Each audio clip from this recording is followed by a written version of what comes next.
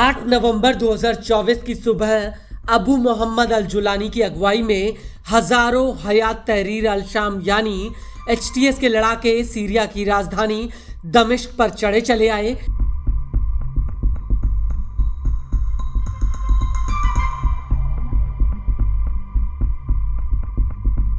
HTS के लड़ाकों को आता देख राष्ट्रपति बशर अल असद वहां से अपनी जान बचाकर रूस की राजधानी मॉस्को भाग गए और यहीं से सीरिया में असद की सत्ता का अंत हुआ और एचटीएस सीरिया की सत्ता पर काबिज हुई।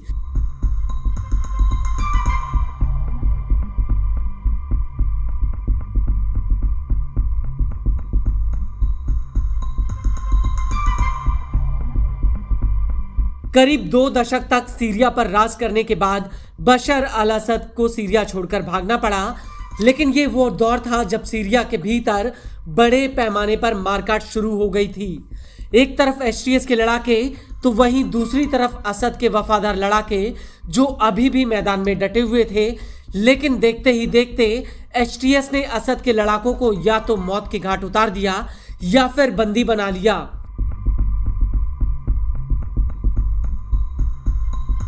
लेकिन यह हिंसा यहीं नहीं रुकी, बल्कि सीरिया के लताकिया और टाटस जैसे प्रांतों में फैल गई। ये वो इलाके हैं जहां पर बड़ी संख्या में अलावी मुसलमान रहते हैं। सीरिया के पूर्व राष्ट्रपति बशर अल असद भी अलावी मुसलमान हैं।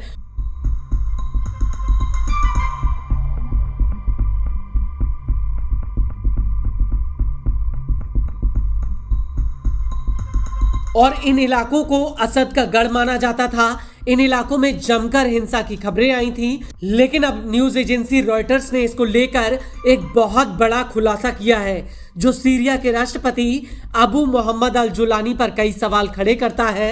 दरअसल मार्च 2025 में असद के कुछ लड़ाकों ने इन इलाकों में विद्रोह कर दिया था और इस विद्रोह को दबाने के लिए एचटीएस के लड़ाकों ने अलावी मुसलमानों पर खूब जुल्म किए।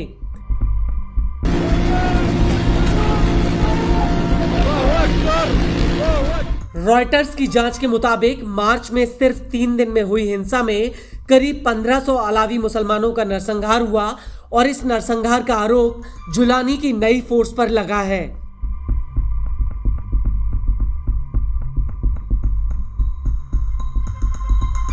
रॉयटर्स को अपनी जांच में पता चला है कि सीरिया के 40 जिलों में अलावी मुसलमानों के खिलाफ हत्याएं, दंगा और लूटपाट की घटनाएं हुई। रॉयटर्स ने अपनी रिपोर्ट में कहा कि उसे 400 से ज्यादा गवाहों ने बताया कि एचटीएस के लड़ाकों ने उनसे ये पूछा कि तुम सुन्नी हो या फिर अलावी, और अलावी बताते ही एचटीएस के लड़ाकों ने उनके ऊपर कहर बरपाना शुरू कर दिया।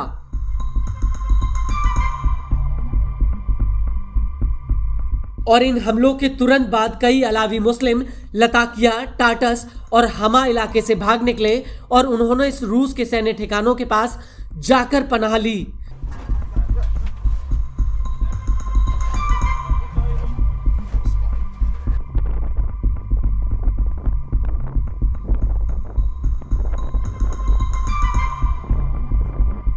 रिपोर्ट के मुताबिक 6 मार्च 2025 को लताकिया और टाटस प्रांत में बने जनरल सिक्योरिटी सर्विस पोस्ट पर हमले हुए, जिनमें दर्जनों सुरक्षाकर्मी मारे गए।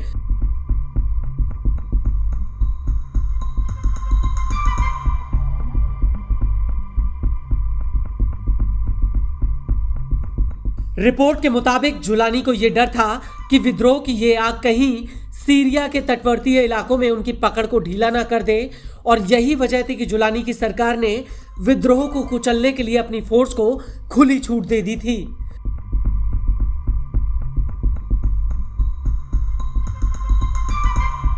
रॉयटर्स के मुताबिक इस आदेश के बाद इन इलाकों में अलावी मुस्लिमों पर खूब जुल्म किए गए। कई गवाहों ने यह तक बताया कि कैसे उनके पूरे परिवार को उनकी आंखों के सामने बेरहमी से मौत के घाट उतार दिया गया। रॉयटर्स के मुताबिक कई चरमपंथी संगठन इस नरसंहार में शामिल थे, जिन्होंने सीरिया में तख्तापलट के दौरान जुलानी को सपोर्ट किया था, और अब ये संगठन सीरिया की सरकार का हिस्सा है।